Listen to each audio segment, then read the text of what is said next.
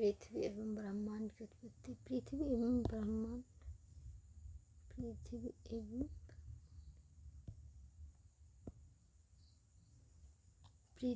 एवं ब्रह्मांड की उत्पत्ति।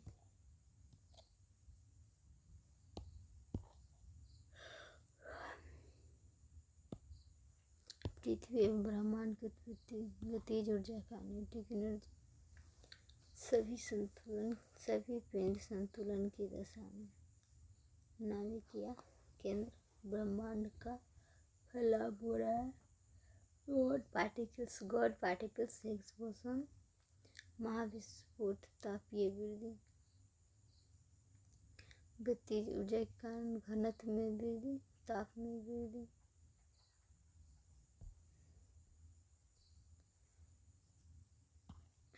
पृथ्वी एवं ब्रह्मांड की उत्पत्ति महाविस्फोट की प्रक्रिया से एक ही साथ हुए। ब्रह्मांड की सभी पिंड महाविस्फोट की प्रक्रिया से ही निर्मित हुए हैं। इस संदर्भ में बिग बैंग थ्योरी को मान्यता प्राप्त है और इसे जॉर्ज लेमेत्रे ने दिया था। 1927 ईस्वी में सिद्धांत आया था और इस सिद्धांत के अनुसार ब्रह्मांड के विभिन्न पिंडों की उत्पत्ति सूक्ष्म धूल कणों से हुई है, अर्थात डस्ट पार्टिकल से हुई है। इसे गॉड पार्टिकल्स, ईश्वरीय पदार्थ या हिग्स बोसोन कहते हैं। ब्रह्मांड में वर्तमान में भी फैलाव हो रहा है। इससे भी यह स्पष्ट होता है कि ब्रह्मांड की उत्पत्ति में पदार्थों का फैलाव मूलभूत कारण है। इस सिद्धांत के अनुसार ब्रह्मांड में पहले से पदार्थ मौजूद थे और यह पदार्थ क्रमशः छोटे क्षेत्र में अधिक घनत्व के पदार्थ के रूप में एकत्रित हो गए। घनत्व की अधिकता के साथ यह क्षेत्र तापमान की अधिकता का भी क्षेत्र था। तापीय अधिकता के कारण इस पदार्थ में महाविस्फोट हुआ। विस्फोट के कारण पदार्थ चारों ओर फैलते गए और इन पदार्थों में जो अधिक घनत्व के पदार्थ थे उससे नाभिक का निर्माण हुआ।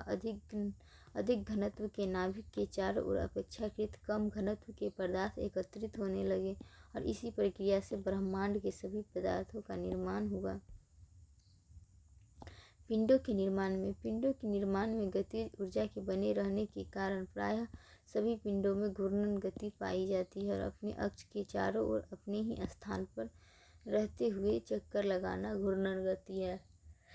सभी पिंडों में आकर्षण शक्ति पाई जाती है। अधिक द्रव्यमान के पिंड में आकर्षण शक्ति अधिक होती है। न्यूटन ने विभिन्न ब्रह्मांडीय पिंडों में आकर्षण शक्ति और इसके साथ पिंडों में प्रतिसंतुलन की दशा की व्याख्या की और इसके अनुसार सभी पिंडों में आकर्षण के कारण सभी पिंड एक दूसरे के साथ प्रतिसंतुलन की दशा में है और इसी कारण कोई भी पिंड एक दूसरे से टकराती नहीं है और ब्रह्मांड में एक नियत या निश्चित स्थिति को प्राप्त कर सके। पृथ्वी की घूर्णन गति परिक्रमण गति लगभग निश्चित है। जिस पिंड में आकर्षण शक्ति अधिक होती है वह कम आकर्षण शक्ति वाले अपेक्षाकृत कम द्रव्यमान के पिंड को अपने चारों ओर चक्कर लगाने के लिए बाध्य कर देती है। इसी कारण विभिन्न पिंड दूसरे पिंड का परिक्रमा रिवोल्यूशन करते हैं।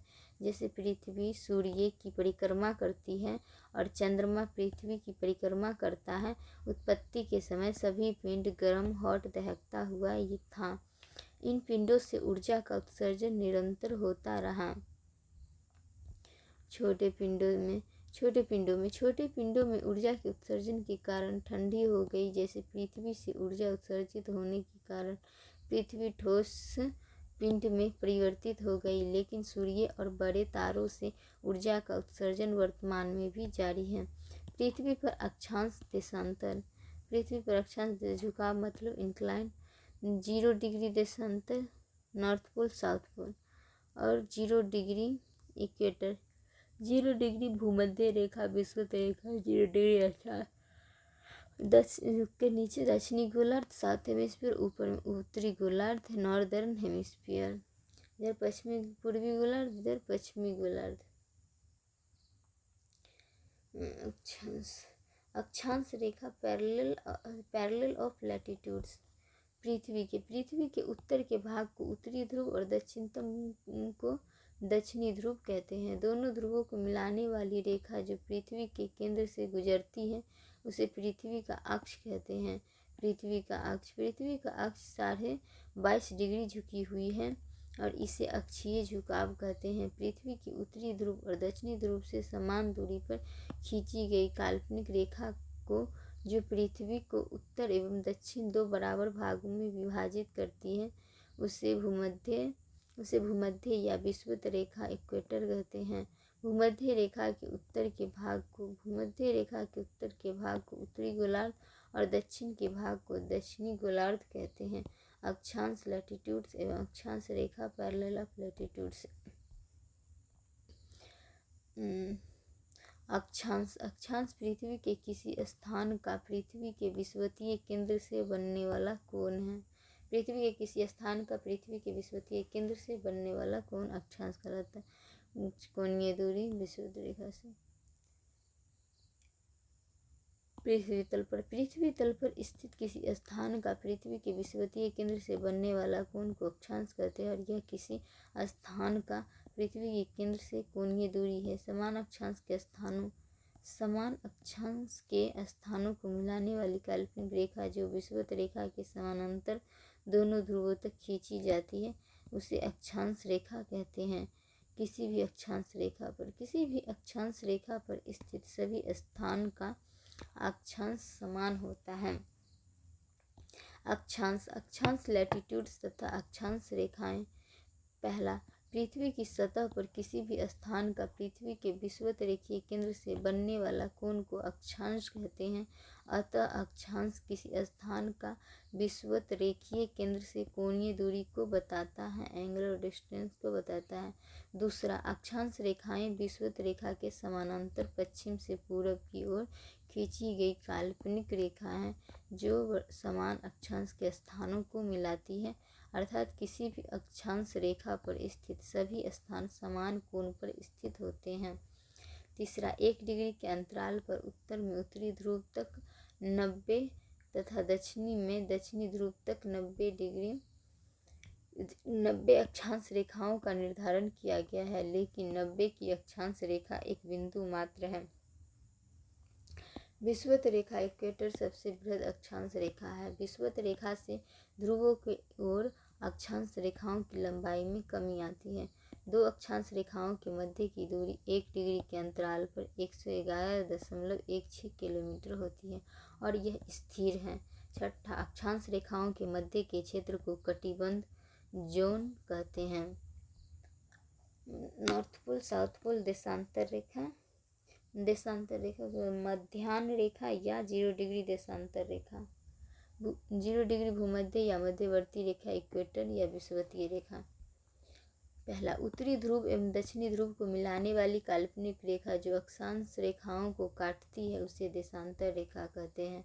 North pole and south pole को मिलाने वाली काल्पनिक रेखा जो इंग्लैंड के ग्रीनविच नामक स्थान से गुजरती है उसे 0 डिग्री की देशांतर रेखा या प्रधान देशांतर प्राइम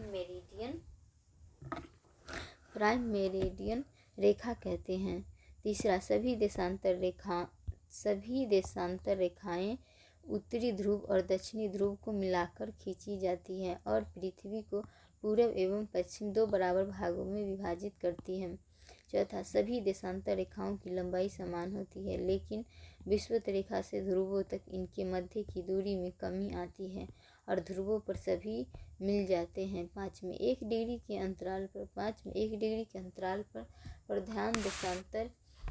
प्रधान देशांतर से पूर्व की ओर 180 और पश्चिम की ओर 180 देशांतर रेखा निर्धारित की गई, लेकिन 180 डिग्री की देशांतर रेखा एक ही रेखा है, सिंगल लाइन है जो 0 डिग्री देशांतर रेखा के विपरीत स्थित है।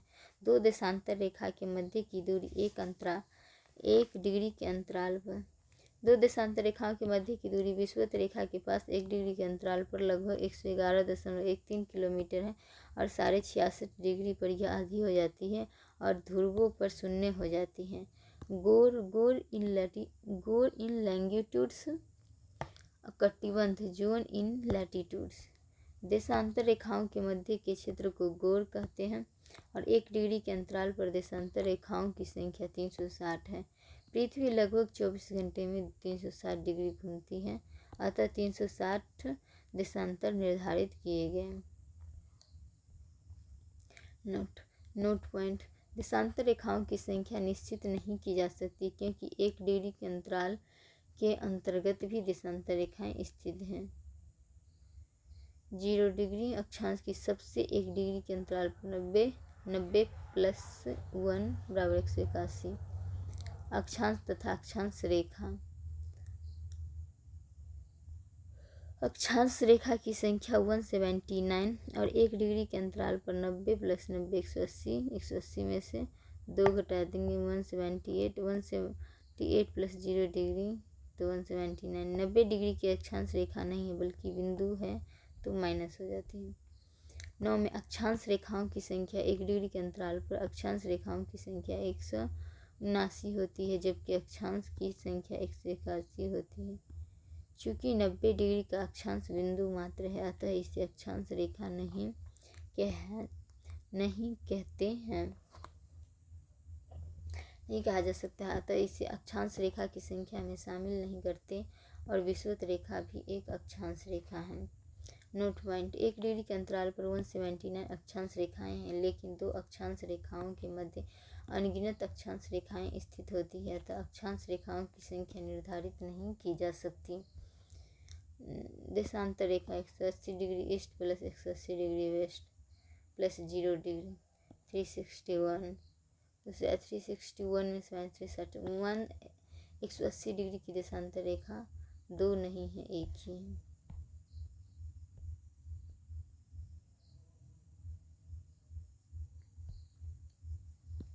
प्रक्षेप प्रोजेक्शन: अक्षांश एंड देशांतर के जाल को प्रोजेक्शन कहते हैं। 10 डिग्री नॉर्थ 25 डिग्री ईस्ट क्या है? यह पृथ्वी तल पर किसी स्थान की वास्तविक स्थिति है। अक्षांश और देशांतर किसी भी स्थान का पृथ्वी तल पर वास्तविक स्थिति एक्चुअल पोजीशन को बताती है। प्रोजेक्शन अक्षांश एवं देशांतर रेखाओं के नेट जाल का प्रक्षेप प्रोजेक्शन कहते हैं। प्रक्षेप के उपयोग से विश्व का मानचित्र, किसी देश या क्षेत्र का मानचित्र बनाया जाता है।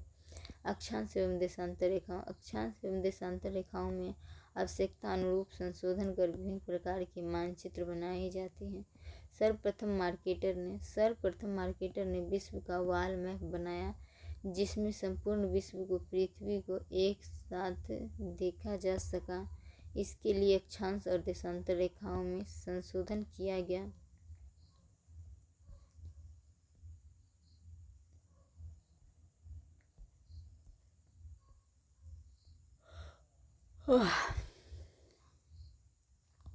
मर्केटर प्रक्षेप पर सभी अक्षांशों की लंबाई एक समान की गई और सभी देशांतर रेखाओं को समानांतर बनाया गया जिससे इनके मध्य की दूरी एक समान हो गई। इसी कारण मार्केटर प्रक्षेप पर विश्व की विभिन्न क्षेत्र या प्रदेश अपने वास्तविक क्षेत्रफल से बड़े आकार का दिखाया गया है।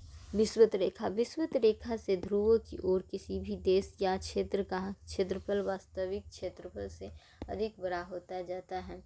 जैसे ग्रीनलैंड, साइबेरिया, कनाडा वाला मैप पर जितने बड़े दिखते हैं उससे कहीं बहुत अधिक छोटे हैं। पृथ्वी पर समय का निर्धारण: स्थानीय समय लोकल टाइम। सूरज भगवान दोपहर में 12 बजे को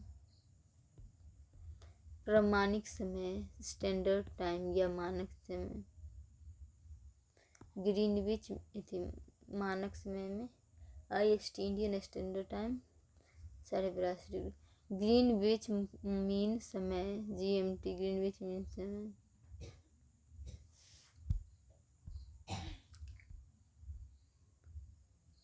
नॉर्थ पोल साउथ पोल। उत्तरायण दक्षिणायन। उत्तरायण 21 जून को 6 माह। सूर्य का उत्तरायण 6 माह 21 जून और इक्वेटर पर 21 मार्च या 22 से 23 सितंबर। और दक्षिणायन में 6 माह फिर दक्षिणायन होते इधर 21 मार्च से 22 दिसंबर। 23.5 कर्क रेखा आयन वृत्त लाइन ऑफ कैंसर। अर्थ उष्ण प्रदेश ट्रॉपिकल जोन 23.5 मकर रेखा लाइन ऑफ कैप्रिकॉर्न दक्षिण आयन वृत्त। स्थानीय समय किसी भी स्थान का शुद्ध समय होता है, क्योंकि इसका निर्धारण सूर्य की किरणों के झुकाव इंक्लाइनेशन एवं लंबवत रेखा परपेंडिकुलर इफेक्ट पर आधारित है। जब किसी स्थान पर या देशांतर पर सूर्य की किरणें लंबवत होती है, तब उस समय दोपहर का 12 बजे माना जाता है। प्रत्येक देशांतर पर सूर्य की किरणें अलग अलग समय में लंबवत होती है, अतः प्रत्येक देशांतर का स्थानीय समय अलग अलग होता है। अर्थात प्रत्येक देशांतर की और देशांतर पर स्थित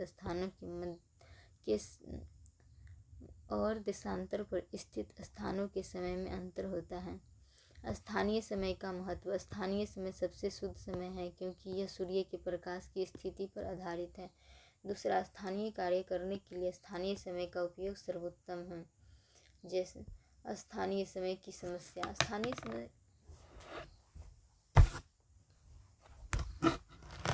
स्थानीय समय की समस्या एक में प्रत्येक देशांतर के स्थानीय समय में अंतर होने के कारण संलग्न क्षेत्रों में भी समय में अंतर होने से सामूहिक कार्यों के लिए समय निर्धारण में अधिक समस्या उत्पन्न होगी। दूसरा, प्रशासनिक, सरकारी और किसी भी प्रकार की प्रांतीय राष्ट्रीय स्तर के कार्यों के लिए भी स्थानीय समय व्यवहारिक नहीं है। दूसरा, मानक समय स्टैंडर्ड टाइम। किसी भी प्रदेश, क्षेत्र या देश की समय में एकरूपता और समानता के लिए मानक समय रेखा का निर्धारण किया जाता है। मानक समय रेखा एक देशांतर रेखा होती है, और इस देशांतर रेखा के स्थानीय समय को ही उस प्रदेश के लिए मानक समय रेखा माना जाता है।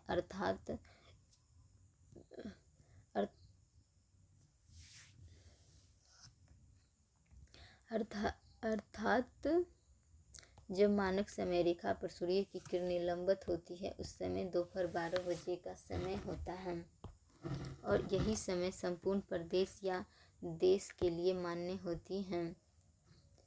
जैसे भारत के लगभग मध्य से गुजरने वाली 82.5 की देशांतर रेखा को भारतीय मानक समय रेखा माना गया है, और यह इलाहाबाद के मिर्जापुर नैनी से गुजरती है।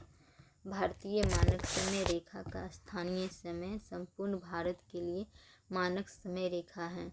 किसी भी क्षेत्र के लिए मानक समय रेखा को निर्धारित करते समय इस बात का ध्यान रखा जाता है कि उस प्रदेश के किसी भी स्थान का स्थानीय समय और मानक समय में बहुत कम अंतर हो। जैसे भारत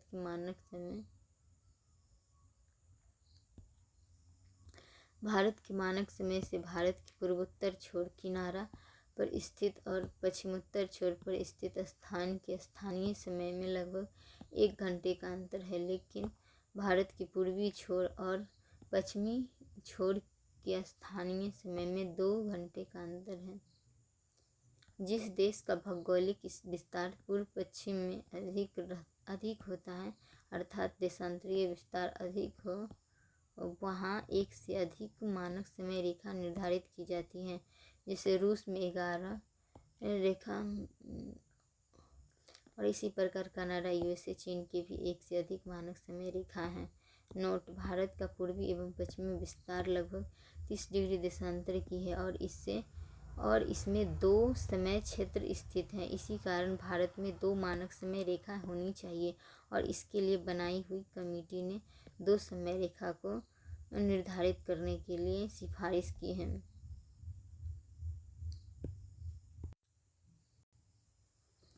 नोट पॉइंट: भारत का पूर्वी एवं पश्चिमी विस्तार लगभग 30 डिग्री देशांतर की है, और इसमें 2 समय क्षेत्र स्थित हैं। इसी कारण भारत में 2 मानक समय रेखा होनी चाहिए, और इसके लिए बनाई हुई कमेटी ने 2 मानक समय रेखा को निर्धारित करने के लिए सिफारिश की है। Greenwich mean time prime meridian: पृथ्वी 24 घंटे में 360 देशांतर घूमती है।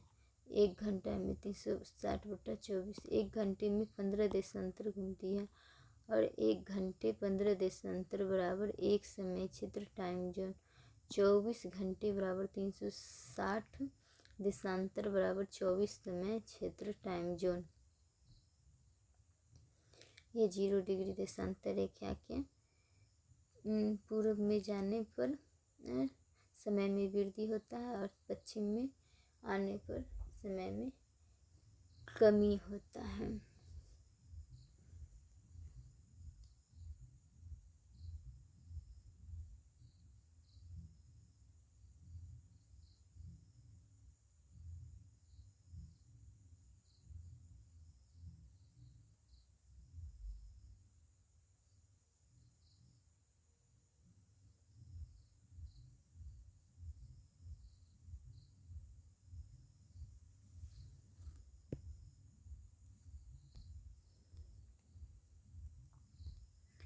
ट्वेल्व टाइम जोन इधर और पूर्व में भी 12 टाइम जोन और समय पश्चिम में भी 12 टाइम जोन। एक घंटा बराबर 15 देशांतर, 15 देशांतर बराबर 60 मिनट, एक देशांतर बराबर 60/15, 15 चौका 60, 4 मिनट। 4 मिनट में एक देशांतर पार करता है। पृथ्वी का कोई भी स्थान एक घंटे में 15 देशांतर घूमता है या पार करता है। 24 घंटे बराबर 360 देशांतर, एक घंटे बराबर 15 देशांतर, 4 मिनट बराबर एक देशांतर। GMT Greenwich mean time. GMT England के ग्रीनविच नामक स्थान से गुजरने वाली देशांतर रेखा को प्रधान देशांतर या मध्याह्न रेखा या प्राइम मेरिडियन कहते हैं। यहाँ के समय को जीएमटी ग्रीनविच मीन टाइम कहते हैं। पृथ्वी पर जीएमटी से पूर्व की ओर जाने पर समय में वृद्धि होती है और पश्चिम की ओर जाने पर समय में कमी आती है। किसी भी समय क्षेत्र से और किसी भी देशांतर से पूर्व की ओर जाने पर समय में वृद्धि आती है और पश्चिम की ओर जाने पर समय में पूर्व की ओर जाने पर समय में वृद्धि होती है।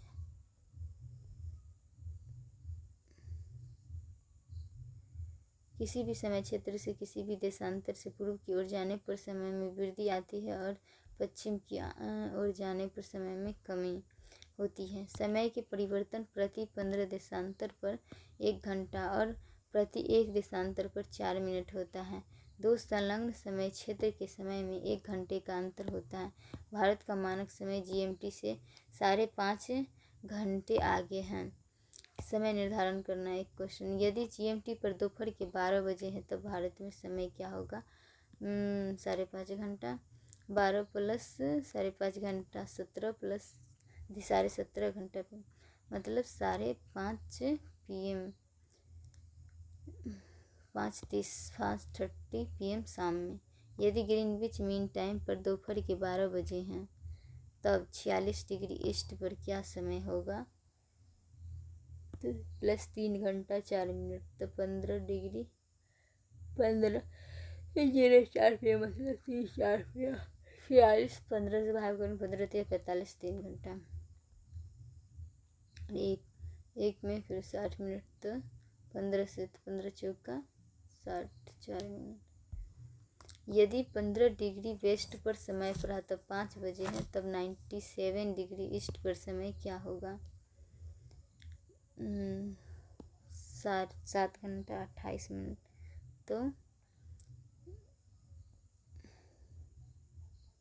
तो 12 28 दिन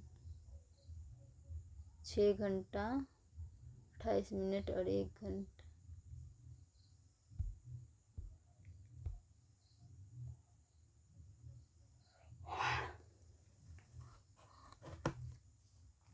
यदि 45 डिग्री वेस्ट पर समय प्रातः 6 बजे है तब 98 डिग्री ईस्ट पर समय क्या होगा? 90 डिग्री बराबर 6 घंटा और 8 डिग्री बराबर 4 गुने 8 32 मिनट। 98 डिग्री तो 6 घंटा 32 मिनट तो 9 AM प्लस 6 घंटा 32 तो 15 4:32 PM, तो 3:32 PM।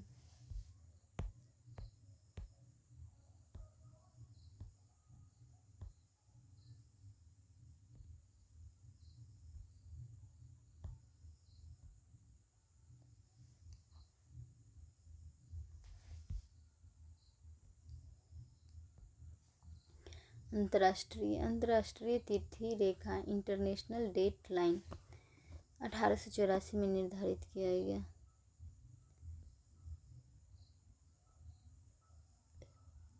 Last Saturday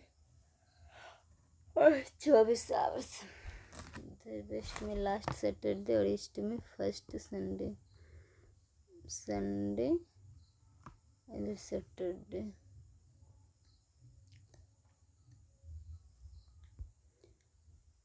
ideal international date line Bering सागर और सिंधु। इंटरनेशनल डेट लाइन पृथ्वी पर तिथि संबंधी समानता रखने के लिए अंतर्राष्ट्रीय तिथि रेखा का निर्धारण किया गया ताकि विश्व में तिथि संबंधी सारांश संशय नहीं रहे। संपूर्ण विश्व को अंतर्राष्ट्रीय तिथि रेखा के एक ओर ही रखा गया है। जब कोई टाइम जोन, समय क्षेत्र या देशांतर रेखा 24 घंटे में तिथि रेखा को पार करती है तब वहाँ की तिथि दिन आगे बढ़ जाती है। अतः अंतर्राष्ट्रीय तिथि रेखा के दोनों ओर 2 तिथि होती है, इसीलिए इसे पूर्णतः जलीय भाग से या सागरीय क्षेत्र से गुजारा गया है। यदि इसे स्थल या द्वीप से गुजारा जाता तब एक ही क्षेत्र में या देश में 2 तिथि हो जाती है और इसी कारण इसके मार्ग में जहाँ भी स्थलीय भाग आया वहाँ इसे मोड़ दिया गया। Ideal international date line 180 degree देशांतर रेखा के अनुरूप बेरिंग सागर से प्रशांत महासागर होते हुए खींची गई है या निर्धारित की गई है।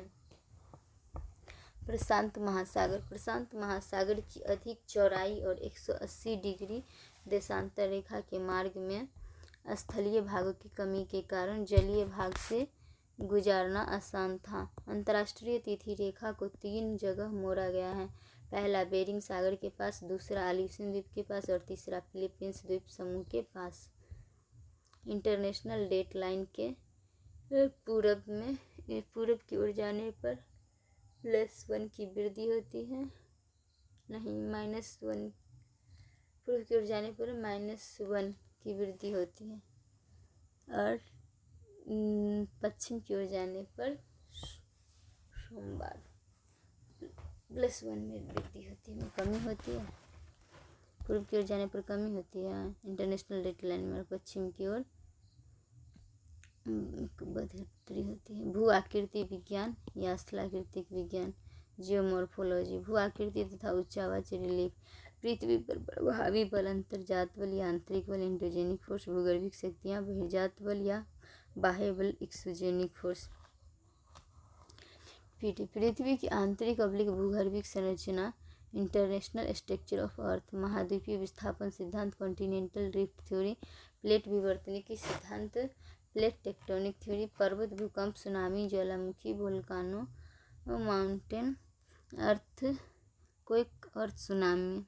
भू संचलन, अर्थ मूवमेंट, चट्टान, रॉक्स, अनाच्छादन, डेनुडेशन, अपक्षय, वेदरिंग, अपरदन, इरोजन। अपरदन से निर्मित स्थलाकृतियाँ, पठार, मैदान, मरुस्थल, झील, नदी, मैप के साथ। भू आकृति विज्ञान, भू आकृति व उच्चावाच। भू आकृति विज्ञान, इंडोजेनिक बल, अर्थ पर इंडोजेनिक बल, सागरीय भूतल, ओशियनिक क्रस्ट, भौतिक संरचना, रीज कटक और महाद्वीपीय भूपटल। महाद्वीपीय भूपटल में भौतिक संरचना, फिजिकल स्ट्रक्चर, महाद्वीप, सागर, नितल, पठार, मैदान, वर्षा, नदी, पवन, ठोस सतह, भूपटल, क्रस्ट।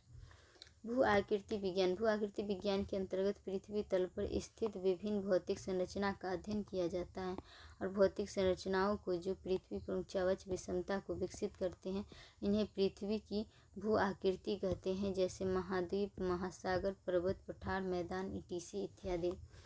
किसी भी भौतिक आकृति के ऊपरी बिंदु अपर पॉइंट तथा निचला बिंदु लोअर पॉइंट के मध्य ऊंचाई के अंतर को ऊंचावाच कहते हैं। पृथ्वी की भू आकृति ही पृथ्वी के स्थलाकृतिक लक्षण, लैंड फॉर्म या अवलिक फीचर हैं।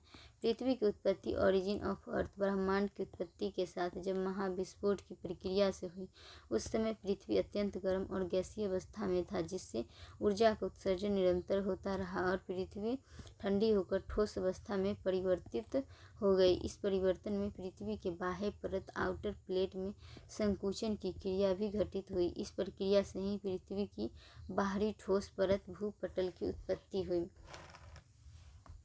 भूपटल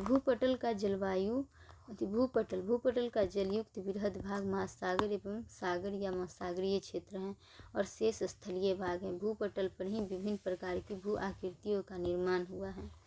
भू आकृति अवलिक स्थलाकृति के निर्माण के लिए उत्तरदायी कारक अंतर्जात बल, बहिर्जात बल।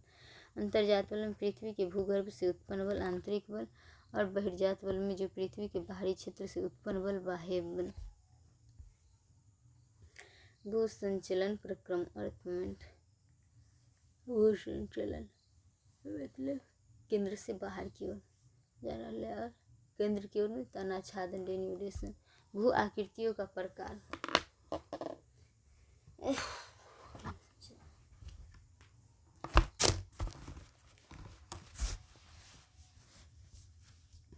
भू आकृतियों का प्रकार या वर्गीकरण में प्रथम श्रेणी की भू आकृति, फर्स्ट काइंड ऑफ टोपोग्राफी, में महाद्वीप महासागर, इसकी उत्पत्ति अंतर्जात बल से हुई। द्वितीय श्रेणी की भू आकृति, सेकेंड काइंड ऑफ टोपोग्राफी, प्रथम श्रेणी के ऊपर अंतर्जात बल से उत्पन्न जीवन स्थलाकृति अवलिक भू आकृति, जैसे वलन, ब्लॉक, भ्रंशन, फॉल्ट, उत्थान, अपलिफ्टमेंट, धसान, सबडक्शन, ज्वालामुखी से निर्मित। तृतीय श्रेणी की भू आकृति बहिर्जात बल या बाह्य बल के कारण उत्पन्न स्थलाकृति, जैसे जलवायु, पवन, नदी, हिमानी, समुद्री तरंगे, भूमिगत नदी से निर्मित आकृति। अवशिष्ट स्थलाकृति, etc। स्थलाकृतिक निर्माण की प्रक्रिया प्रक्रम। भू संचलन, अर्थ मूवमेंट, अनाच्छादन, डेन्यूडेशन। भू संचलन अर्थ मूवमेंट में अंतर्जात बल की क्रिया निर्माणकारी प्रक्रम है। प्रथम द्वितीय श्रेणी की भू आकृति का निर्माण होता है। अनाच्छादन, डेन्यूडेशन बहिर्जात बल की क्रिया और विनाशकारी प्रक्रम, काटछाट, समतलीकरण के कार्य। भू आकृति प्रक्रम अभ्यास प्रश्न, मुख्य क्वेश्चन है भू आकृति से आप क्या समझते हैं और इसका वर्गीकरण करें। अगला क्वेश्चन, भू आकृतियों को निर्धारित करने वाले बलों तथा इसके प्रभाव को बताएं। तीसरा क्वेश्चन, भू संचलन तथा अनाच्छादन की प्रक्रिया किस प्रकार भू आकृतियों को निर्धारित करती है, बताएं। चौथा क्वेश्चन, भू आकृति प्रक्रम से क्या समझते हैं, यह किस प्रकार पृथ्वी तल की भौतिक आकृतियों को निर्धारित करती है। शब्द की गिनती में आ के की को नहीं जोड़ते हैं। शब्दों की गिनती में का के की को नहीं जोड़ते हैं। भू आकृति प्रक्रम, जियोमॉर्फोलॉजी। भू आकृतियों के निर्माण की प्रक्रिया को भू आकृतिक प्रक्रम, जियोमॉर्फोलॉजी कहते हैं। इसमें भू संचलन तथा अनाच्छादन, डेन्यूडेशन प्रक्रम घटित होते हैं। अंतर्जात बल, इंडोजेनिक फोर्स, पृथ्वी के भूगर्भ से उत्पन्न बल। यह बल ऊर्जा तरंग, एनर्जी वेव्स के रूप में उत्पन्न तापीय ऊर्जा तरंग के रूप में शक्तियाँ उत्पन्न होती हैं। पृथ्वी के नीचे जाने पर ताप में वृद्धि होता है। 1 डिग्री सेंटीग्रेड 32 मीटर जाने पर 1 डिग्री सेंटीग्रेड 1 डिग्री सेल्सियस तापमान में वृद्धि होती है। 100 से 200 किलोमीटर अर्ध तरल अवस्था, स्थलमंडलित में प्लास्टिक ध्रुवल मंडल, प्लास्टिक एस्थेनोस्फीयर, ये मेंटल में स्थित है। पृथ्वी के नीचे जाने पर तापमान में वृद्धि 1 डिग्री सेल्सियस 32 मीटर। भूगर्भ में रेडियो सक्रिय पदार्थ रहता है, इसीलिए टेम्परेचर बढ़ता है और प्रेशर भी बढ़ता है। टेम्परेचर समानुपाती है प्रेशर के। टेम्परेचर बढ़ेगा तो प्रेशर भी बढ़ेगा। और यहाँ हॉटस्पॉट जोन या हॉट जोन स्पॉट मैग्मा से बाहर निकलते विखंडन, विस्थापन, भ्रंशन होता है। फिर संपीड़न, बलन होता है। मैग्मा विखंडन और विस्थापन से होगा। स्थलमंडल ठोस 100 किलोमीटर प्लास्टिक और दुर्बल मंडल।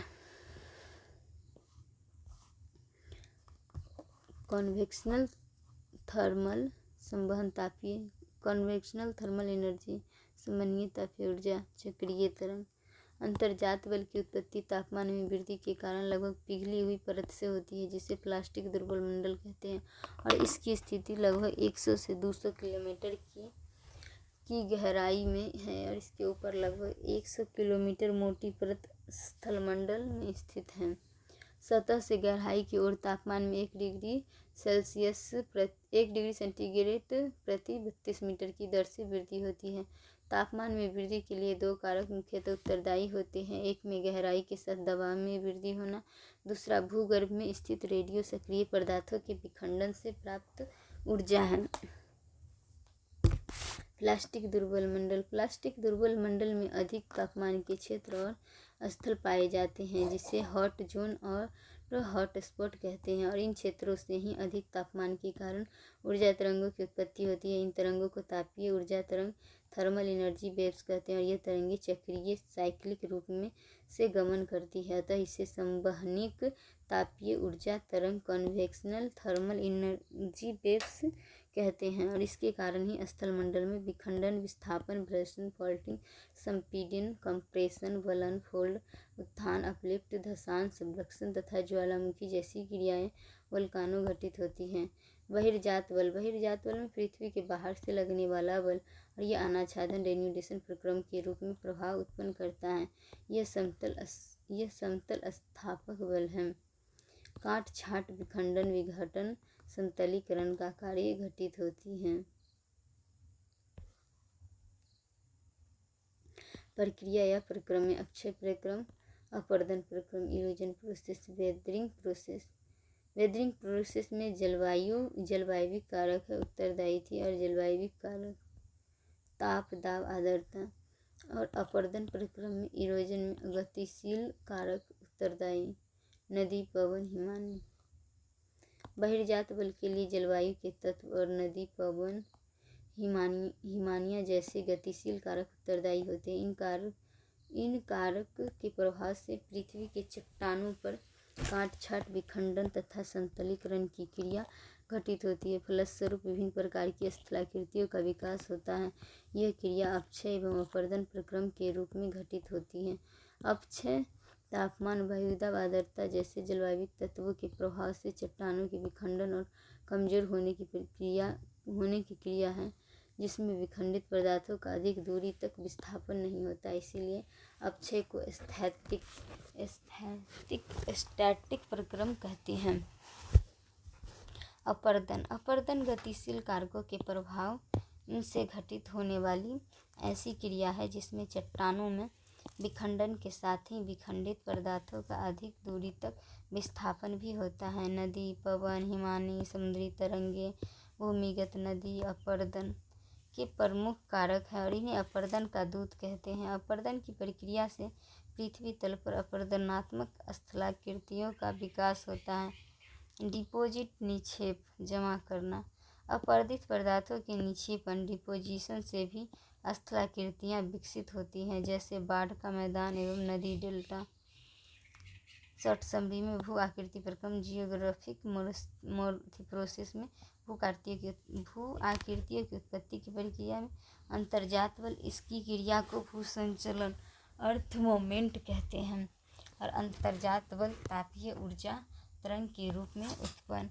यह प्लास्टिक दुर्बल मंडल से उत्पत्ति में प्रथम श्रेणी की स्थलाकृति, द्वितीय श्रेणी की स्थलाकृति, और बहिर्जात बल में इसकी क्रिया को अनाच्छादन रेडिएशन कहते हैं, और यह अपक्षय तथा अपरदन के रूप में घटित होती है। जलवायविक कारक तथा गतिशील कारकों के प्रभाव से उत्पत्ति तृतीय श्रेणी की स्थलाकृतियाँ। मेंस क्वेश्चन में पृथ्वी के अंतर्जात बलों की उत्पत्ति में तापीय सिद्धांत के महत्व को बताएं। अगला क्वेश्चन, अंतर्जात बलों में बहिर्जात बलों की समझाते हुए इनके लिए उत्तरदायी दशाओं की विस्तृत व्याख्या करें।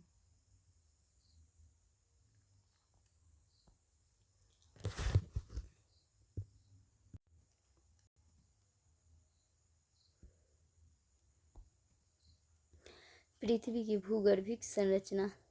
सामान्य परिचय, घनत्व, अवस्था। भूगर्भिक संरचना की जानकारी के स्रोत आधार। भूकंपीय तरंगों के आधार पर भूगर्भ की जानकारी सिस्मोग्राफिक विधि द्वारा। भूगर्भिक संरचना में पृथ्वी के सतह से केंद्र तक की घनत्व अवस्था तथा शैलीय संरचना का अध्ययन। पृथ्वी के सतह के अंदर जाने पर 1 डिग्री सेंटीग्रेड पर प्रति 32 मिनट टेम्परेचर बढ़ता है। सतह से गहराई की ओर तापमान में वृद्धि 1 डिग्री सेंटीग्रेड प्लस प्रति 32 मीटर की दर से। संभावित स्थिति, पृथ्वी के नीचे जाने पर 100 किलोमीटर नीचे गर्म और 6,371 किलोमीटर तरल और तरल ठोस स्थलमंडल, लेकिन ऐसा संभव नहीं है। तापीय वृद्धि, सतह तापीय वृद्धि ठोस चट्टान मेल्ट पॉइंट द्रव्यमान प्राप्त करती है, तरल या अर्ध-तरल। वास्तविक स्थिति, गहराई की ओर जाने पर सतह से गहराई की ओर जाने पर तापमान में वृद्धि 1 डिग्री सेंटीग्रेड प्रति 32 मीटर। दाब में वृद्धि से ताप में वृद्धि होता है और घनत्व में वृद्धि पदार्थ का गलनांक मेल्टिंग पॉइंट में वृद्धि हो जाती है। और अधिक गहराई पर मेल्टिंग पॉइंट में वृद्धि के कारण चट्टानें रॉक्स पिघल नहीं पाती। घनत्व में वृद्धि के कारण पृथ्वी की सतह से भूगर्भ में गहराई की ओर जाने पर तापमान में वृद्धि होती है और लगभग 100 किलोमीटर गहराई के बाद चट्टानें मेल्टिंग पॉइंट गलनांक या द्रव्यमानांक प्राप्त कर लेती है। गलनांक मेल्टिंग पॉइंट वह तापमान है जिस पर कोई भी पदार्थ पिघलने लगता है। इस स्थिति में 100 किलोमीटर की गहराई के बाद पृथ्वी के केंद्र तक संपूर्ण क्षेत्र को तरल अवस्था में होना चाहिए, लेकिन पृथ्वी की प्रकृति ठोस गोले की तरह है और पृथ्वी का केंद्रीय भाग ठोस अवस्था में है। यह संभावित था, ऐसा नहीं है। पृथ्वी के केंद्रीय परत के ठोस होने के कारण या अवलिक कारक 1 में गहराई के साथ तापमान में वृद्धि होने के साथ ही पदार्थों के घनत्व में भी वृद्धि होती है, जिसके कारण पदार्थों का गलनांक मेल्टिंग पॉइंट में भी वृद्धि हो जाती है और इसी कारण तापमान बढ़ने के बावजूद चट्टानें मेल्टिंग पॉइंट या गलनांक प्राप्त नहीं कर पाती, अतः ठोस अवस्था में बनी रहती हैं। दूसरा, अधिक गहराई में रेडियो सक्रिय पदार्थ की मात्रा में भी कमी आ जाती है और ऐसे में अधिक गहराई पर तापमान वृद्धि की दर में भी कमी आ जाती है। पृथ्वी की अवस्था अवलिक प्रकृति ठोस गोले की तरह। पृथ्वी का औसत घनत्व 5.5 ग्राम प्रति सेंटीमीटर की। पृथ्वी की केंद्रीय परत ठोस, पृथ्वी की ऊपरी परत ठोस। पृथ्वी की भूगर्भिक संरचना की जानकारी स्रोत। प्रत्यक्ष स्रोत में ज्वालामुखी क्रिया में तरल मैग्मा का उद्गार होता है। भूगर्भ में तरल एवं गर्म अवस्था की परत के होने की जानकारी प्राप्त होती है। दूसरा, भूभौतिकी के सिद्धांत का आधार। अप्रत्यक्ष स्रोत जियोफिजिक्स, ताप सिद्धांत, दाब सिद्धांत, घनत्व सिद्धांत। गहराई के साथ दाब ताप घनत्व में वृद्धि लगभग 180 किलोमीटर के बाद अर्ध तरल परत की स्थिति। केंद्रीय परत का ठोस होना में जियोलॉजी। अप्रत्यक्ष स्रोत में भूगोलवेत्ता का कार्य, स्वेस का कार्य, होम्स का कार्य। भूकंपीय तरंगों का सिस्मोग्राफिक अध्ययन के आधार पर सबसे प्रमुख वर्तमान स्रोत। स्वेस का वर्गीकरण। स्वेस ने पृथ्वी को सतह से केंद्र तक 3 मुख्य परतों में विभाजित किया। एक में सियाल सिलिकॉन एल्युमिनियम ग्रेनाइट प्रधान ऊपरी ठोस परत, सतह से 50 से 300 किलोमीटर की गहराई तक स्थित महाद्वीपों का निर्माण हुआ। दूसरा, सीमा सिलिकॉन मैग्नीशियम बेसाल्ट प्रधान मध्यवर्ती तरल अवस्था की परत। सियाल से अधिक घनत्व, गहराई 1000 से 2000 किलोमीटर तक। महासागर का नीतल का निर्माण, महासागर के नीचे तरल अवस्था। सीमा ही मैग्मा का स्रोत है। नीफे केंद्रीय परत है और नीफे में निकेल तथा Fe से लोहा की प्रधानता है, सर्वाधिक घनत्व की है। पृथ्वी में चुंबकीय गुण का कारण है लोहा। ठोस में महाद्वीप ठोस क्रस्ट। सियाल ठोस है 50 से 300 किलोमीटर और तरल सीमा 1000 से 2000 किलोमीटर घनत्व में वृद्धि। नाइफ नीचे केंद्र निष्कर्ष सियाल सीमा के ऊपर तैराक की दशा में है। दूसरा, महाद्वीप महासागर के ऊपर तैराक की दशा में है। महत्व अवलिक उपयोगिता। पैंजिया कम घनत्व वाला और पैंथेलासा नदी नितर सीमा और सीमा तरल और सीमा अधिक घनत्व। निष्कर्ष पैंजिया महाद्वीप पैंथेलासा के ऊपर तैराक की दशा में है और इस आधार को महाद्वीपीय विस्थापन सिद्धांत में अपनाया गया। वैगनर। होम्स का वर्गीकरण। पृथ्वी को दो परतों में विभाजित किया, भूपटल क्रस्ट, दूसरा अधस्तर सबस्ट्रेटम। सियाल प्लस ऊपरी सीमा ठोस भूपटल क्रस्ट कहलाता है, 100 किलोमीटर तक रहता है और इसे में अर्ध तरल परत स्थित है। निचली सीमा प्लस नीफ है। अर्ध स्तर सबस्ट्रेटम। होम्स ने संवहनिक तापीय ऊर्जा तरंग का सिद्धांत दिया था। वर्तमान मान्यता अवलिक महत्व अवलिक वर्गीकरण। भूकंपीय तरंग के आधार पर जानकारी या सिस्मोग्राफिक अध्ययन के आधार पर जानकारी। पहला, भूकंपीय तरंग भूकंप की सामान्य जानकारी सिस्मोग्राफ। दूसरा, इसके आधार पर भूगर्भ की अवस्था घनत्व की जानकारी। तीसरा, भूगर्भ की सामान्य विशेषताएं। भूकंप एवं भूकंपीय तरंग। भूकंप एवं भूकंपीय तरंग पृथ्वी की सतह पर अव्यवस्था से उत्पन्न कंपन को भूकंप कहते हैं। ऊपरी सतह यह अधिकेंद्र पृथ्वी के ऊपरी सतह पर अधिकेंद्र ईपी सेंटर नेल वेव्स। प्राइमरी सेकेंडरी भूकंप मूल जहाँ से भूकंप उत्पत्ति होती है। फोकस विपरीत सतह पृथ्वी के आंतरिक भाग में गमन। प्राइमरी सेकेंडरी तरंग बॉडी वेव्स पिंड तरंग। पी से प्राइमरी वेव, एस से सेकेंडरी वेव। भूगर्भ में जिस स्थान से भूकंपीय तरंगों की उत्पत्ति होती है उस स्थान को भूकंप मूल फोकस कहते हैं। भूकंप मूल से उत्पन्न होने वाली तरंगों को भूकंपीय तरंग अर्थक्वेक्स वेव्स या सिस्मिक वेव कहते हैं। भूकंपीय तरंगे सर्वप्रथम पृथ्वी तल पर जिस स्थान पर सबसे पहले पहुंचती है उसे अधिकेंद्र कहते हैं। अधिकेंद्र भूकंप मूल के ठीक ऊपर 90 डिग्री लंबवत स्थित होता है। भूकंप मूल से उत्पन्न होने वाली तरंगें अधिकेंद्र की ओर और अधिकेंद्र के विपरीत पृथ्वी की सतह की ओर भी गमन करती है। इसी कारण भूकंपीय तरंगों की विशेषताओं के आधार पर पृथ्वी के भूगर्भ की जानकारी प्राप्त होती है। सिस्मोग्राफ क्या है? भूकंपीय तरंगों तथा भूकंप का अध्ययन सिस्मोमीटर यंत्र के माध्यम से ग्राफीय विधि द्वारा किया जाता है, जिसे सिस्मोग्राफ कहते हैं। सिस्मोग्राफ द्वारा भूकंपीय तरंगों की गति, दिशा तथा इनमें परिवर्तन या विचलन डेविएशन की जानकारी प्राप्त होती है। भूकंपीय तरंग पिंड तरंग बॉडी वेव।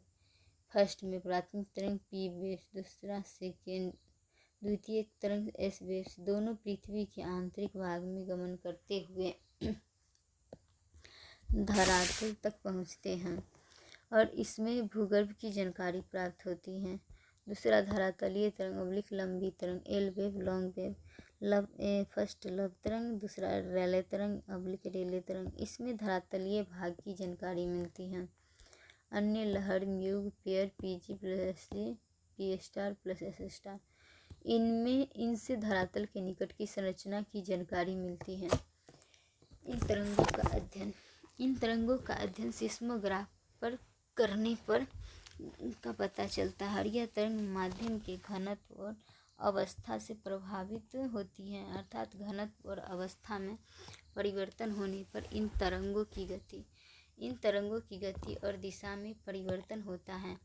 यदि पृथ्वी के भूगर्भ में एक समान घनत्व और एक समान अवस्था की परतें होती तब सिस्मोग्राफ पर इन तरंगों की गति एक समान और दिशा विचलन रहित होती, जबकि ऐसा नहीं है। इससे यह तथ्य स्पष्ट होता है कि पृथ्वी के भूगर्भ में घनत्व एवं अवस्था संबंधी पर्याप्त विविधता एवं भिन्नता पाई जाती है। भूकंपीय तरंगों की विशेषताएं। प्राथमिक तरंग पी वेव्स औसत गति 8 किलोमीटर प्रति सेकेंड। सर्वप्रथम उत्पन्न तरंग सर्वप्रथम अधिकेंद्र पर पहुंचती है। अनुदैर्ध्य तरंग लॉन्गिट्यूडिनल वेव्स हैं और इसमें तरंगों की अनुतरंग की दिशा के समानांतर दबाव बनाती हुई गमन करती है और इसीलिए इसे दबाव वाली तरंग कंप्रेशनल वेव कहते हैं। अणु की गति आगे पीछे फॉरवर्ड बैकवर्ड होती है। पी तरंग सभी माध्यम ठोस, तरल एवं गैस में गमन करती है, लेकिन ठोस की तुलना में तरल में गति कम होती है। द्वितीयक तरंग की विशेषताएं: औसत गति 3.5 से 4.5 किलोमीटर प्रति सेकेंड या पी तरंग के बाद उत्पन्न होती है और अधिक केंद्र तक पहुंचती है।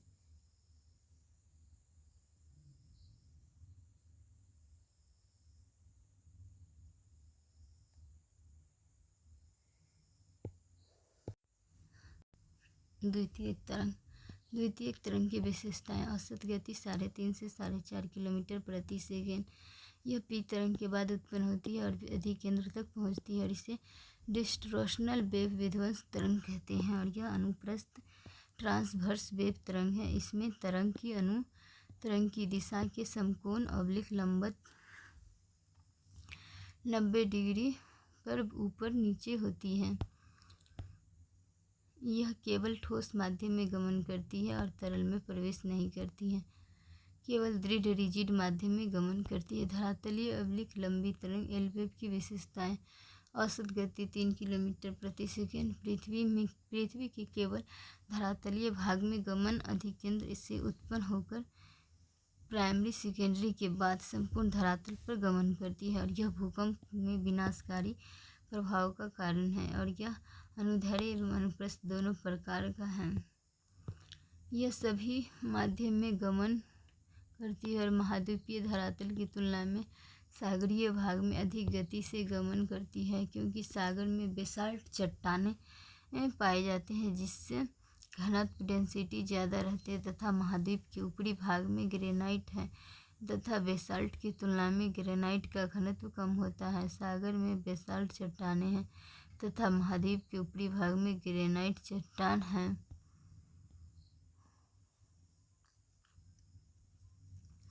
फोकस उत्पत्ति एपिसेंटर अर्थ तरल प्लास्टिक दुर्बल पर और अल्पकाल